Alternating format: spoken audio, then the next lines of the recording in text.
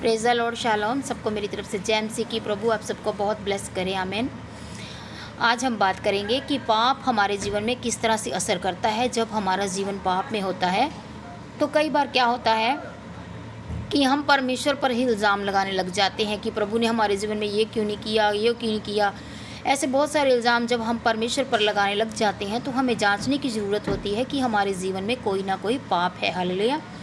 जब हम देखते हैं उत्पत्ति की किताब 2:23 में हम पढ़ते हैं तो परमेश्वर को आदम ने बोला कि ये मेरी हड्डी में की हड्डी, ये मेरे मांस का मांस है। हालेलुया। जब आदम के लिए हवा को बनाया गया था, उसका जवाब था परमेश्वर को कि ये मेरी हड्डी में की हड्डी और मेरे मांस का मांस है। हालेलुया। कितना प्यार था उसके वर्ड में परमेश्वर के साथ बात करते हुए।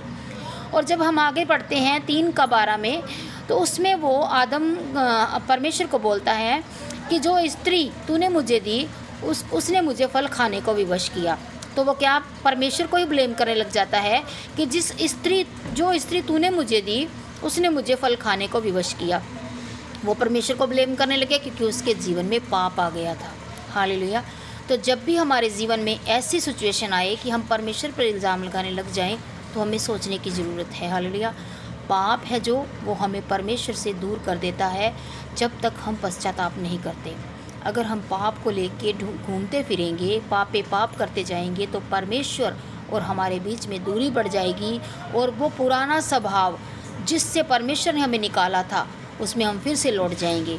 इसीलिए हमें जांचने की ज़रूरत है कि जब भी हम परमेश्वर के खिलाफ़ खड़े होते हैं, उस पर इल्ज़ाम लगाते हैं, तो हमें जांचने की ज़रूरत है कि हमारे जीवन में कोई पाप है वो हमें विवश कर रहा है।